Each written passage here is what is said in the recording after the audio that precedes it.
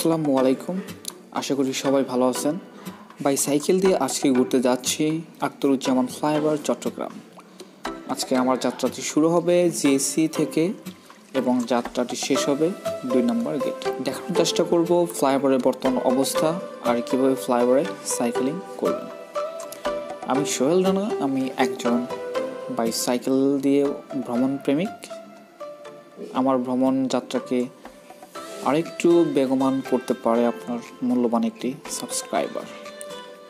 নিরাশ করবেন না, এই মন নিয়ে শুরু করছি আজকের এই ভ্রমণ। করার সময় যে বিষয়গুলো খেলবেন সেগুলো হচ্ছে আপনার অবশ্যই হেলমেট ইউজ করবেন এবং সেই সাথে সাইক্লিং করার সময় কখনোই হেডফোন ইউজ করবেন না এবং সবসময় এক সাইডে যাওয়ার চেষ্টা করবেন। আমি এখন জিএসসি থেকে অলরেডি ফ্লাইওভারে উঠে গেছি এবং এখান থেকে আমার যাত্রাটা শুরু হবে।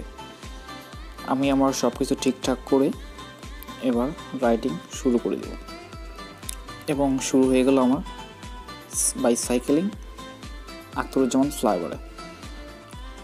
এই ফ্লাইওভার সম্পর্কে কিছু বলি। এই ফ্লাইওভার সম্পর্কে যদি বলতে চাই, আপনি এখান থেকে চাইলে মুরাদপুর পর্যন্ত যেতে পারবেন।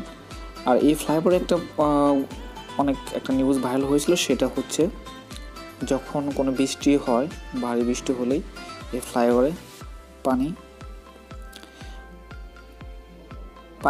আটকে যায়, অর্থাৎ পানি বের হতে পারে না, এই ফ্লাইওভারে প্রচুর পানি জমে যায়, যেক্ষেত্রে যাতায়াতে অনেক সমস্যা হয়।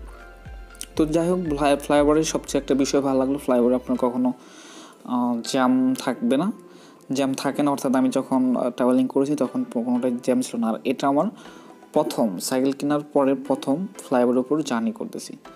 ফ্লাইওভারের টার্নিংগুলো করতে অনেক ভালো লাগে, যদিও আমার প্রথম অবস্থা অনেক ভয় লাগতেছে, ভয় পাচ্ছি, তারপর অনেক ভালো ফিল করতেছিলাম।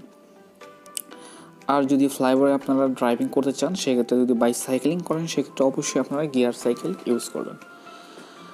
আমি এখন যে জায়গাটা আছি এটা অনেক উঁচা, আমি উঁচুর দিকে উঠতেছি এবং আমি আমার গিয়ার চেঞ্জ করে ফেলেছি।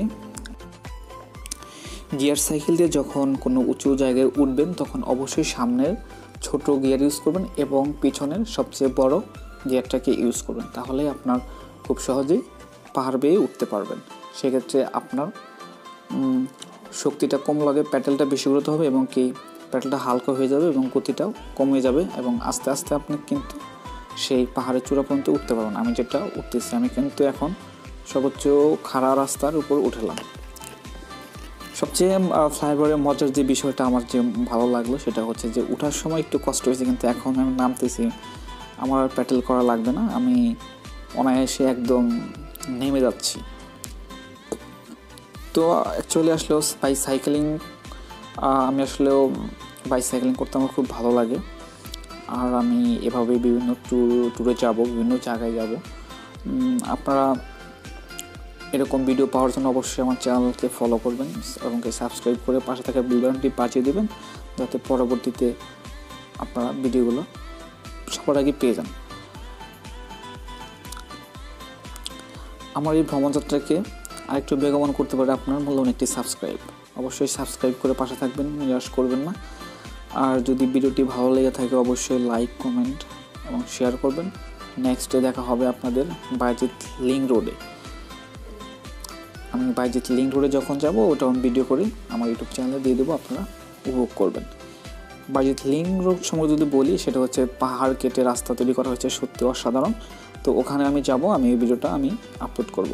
অবশ্যই সে পর্যন্ত আপনারা সবাই ভালো থাকবেন, সুস্থ থাকবেন এবং আমার চ্যানেলটিকে অবশ্যই সাবস্ক্রাইব করে রাখবেন, যাতে পরবর্তী ভিডিও আপনি সবার আগে পেয়ে যান।